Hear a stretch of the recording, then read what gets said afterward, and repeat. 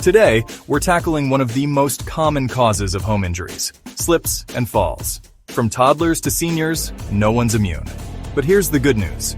Most accidents are preventable. Let's explore how to keep your home safe, handle emergencies, and build a culture of care. We'll look at specific areas that pose risks, discuss how to respond if a fall does occur, and focus on the unique needs of both our little ones and our respected elders. It's not about living in fear, but about living wisely and prepared. Let's begin this journey to a safer home, understanding that every small adjustment can contribute to a much larger sense of well-being and security for those we love most dearly. Let's begin with the danger zones in most homes' bathrooms. Wet tiles are like ice rinks. Stairs, especially if there are no handrails. Living rooms, clutter, rugs, toys, accident waiting to happen. Hallways, poor lighting causes missteps. These hazards are especially risky for toddlers who love to run and grandparents who need stable footing. Walk through your home today. Look for these common dangers. Bathrooms, by their very nature, are high-risk areas. Water and smooth surfaces are a recipe for slips. Think about the area around the tub or shower. Is it frequently wet? Are there non-slip mats both inside the tub and on the floor beside it? Consider installing grab bars, not just for seniors, but for anyone who might need a bit of extra stability. Stairs are another major concern. Are your stairs well lit from top to bottom? Shadows can obscure edges and lead to falls. Handrails are absolutely essential, on both sides if possible.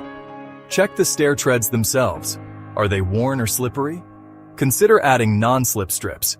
Stairs should never be used for storage. Our living rooms, often the heart of family activity, can also harbor hidden dangers. Loose rugs, especially those without non-slip backing, are notorious for causing trips. Electrical cords trailing across walkways are another common culprit. Take a moment to secure cords along walls or use cord concealers. Hallways and entryways often get overlooked, but they are critical transition zones. Ensure hallways are brightly lit, and consider night lights for pathways to bathrooms or bedrooms. Doormats are great for trapping dirt, but if they slide easily or have curled edges, they become tripping hazards themselves. The vulnerability of toddlers and seniors to these hazards cannot be overstated. Toddlers are naturally curious and often unsteady on their feet. Seniors may face challenges with balance, vision, or mobility, making them more susceptible to even minor hazards.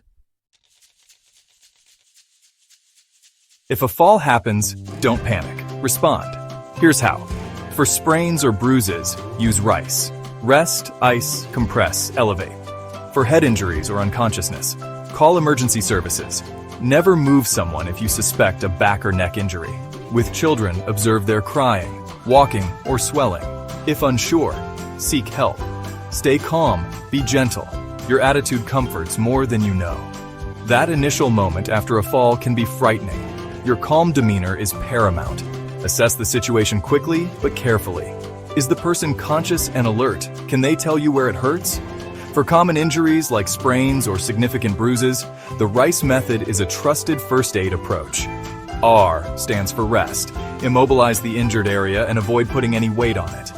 II is for ice. Apply an ice pack wrapped in a thin cloth for 15 to 20 minutes at a time. C means compress. Gently wrap the injured area with an elastic bandage. E is for elevate. Keep the injured limb raised above the level of the heart. Head injuries require a much more cautious and immediate response. If the person hit their head and lost consciousness, call emergency services without delay. If there's any suspicion of a back or neck injury, it is critical not to move them unless they are in immediate danger. When a child falls, observe them closely. If you have any doubt about the severity of an injury in a child, seek medical advice. Prevention is protection. For toddlers, secure loose rugs, use corner guards, keep the floor clutter-free, make safety part of their learning. For seniors, install grab bars in the bathroom, light up dark hallways, avoid slippery footwear. Just a few simple changes can help your child and aging parent feel more secure. A safe space means fewer emergencies and more peace. Let's start with our little explorers, toddlers. Securing loose rugs is paramount. Use non-slip rug pads underneath all area rugs. Sharp corners on furniture like coffee tables, shelves, and countertops are at the perfect height to cause a nasty bump or cut. Installing soft corner guards on these edges is a simple yet effective way to mitigate this risk. Keeping the floor clutter-free is an ongoing but essential task. Encourage a cleanup time as part of their routine. Making safety part of their learning can also be incredibly beneficial. For seniors, changes in vision, balance, and mobility can increase the risk of falls. In the bathroom, installing grab bars near the toilet and in the shower or tub is one of the most effective fall prevention measures. Ensure they are professionally installed to bear weight. Adequate lighting is crucial for seniors. Ensure all areas of the home are well lit.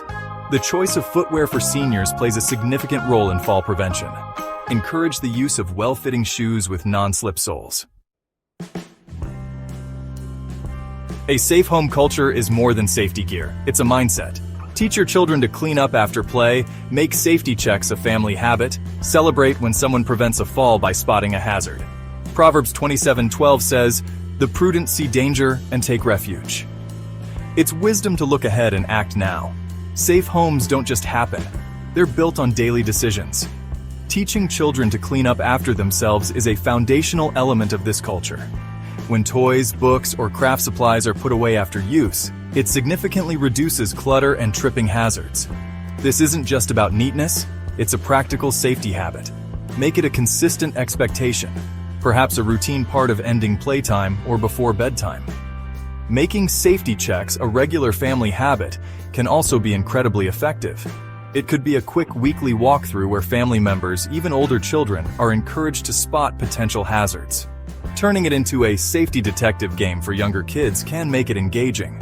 Positive reinforcement plays a key role in building any new habit or culture.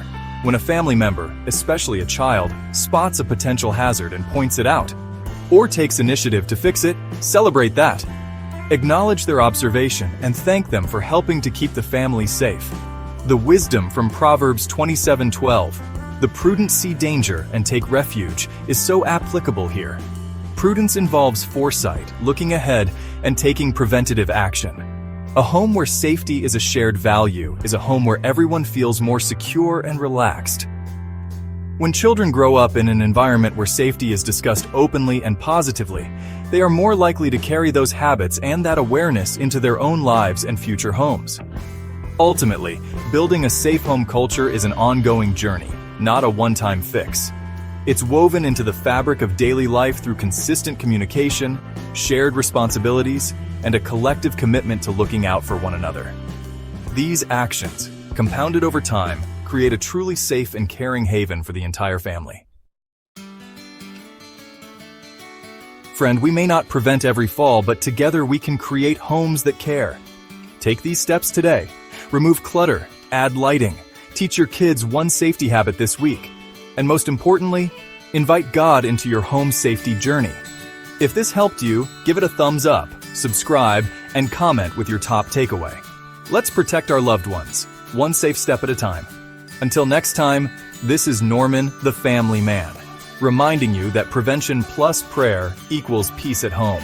The first action, removing clutter, sounds simple, but its impact is profound. Clutter isn't just unsightly, it's a minefield of tripping hazards.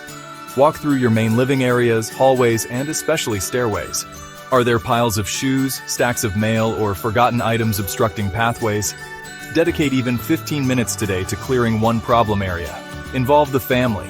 Many hands make light work.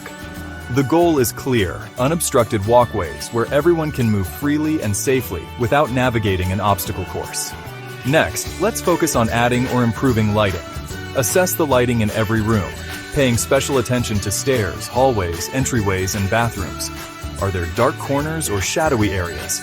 Consider upgrading to brighter LED bulbs. Add nightlights in bedrooms and along paths to bathrooms for safe navigation after dark. The third action is to teach your children one new safety habit this week. Don't overwhelm them, but focus on one specific age-appropriate behavior. And perhaps the most important step of all is to consciously invite God into your home safety journey. pray for wisdom as you identify risks, for diligence as you make changes, and for His protection over your household. So there you have it, friends. We've covered quite a bit today, from pinpointing those tricky risk zones like bathrooms and stairs, to knowing how to respond with a calm head and caring heart if a fall does occur. It's all about making our homes the safe havens they are meant to be.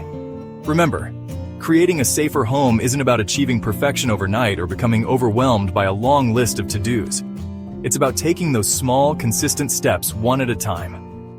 Thank you for joining me today on Norman the Family Man. It's my sincere hope that you feel empowered and encouraged to make those positive changes. Until next time, God bless you and keep you safe.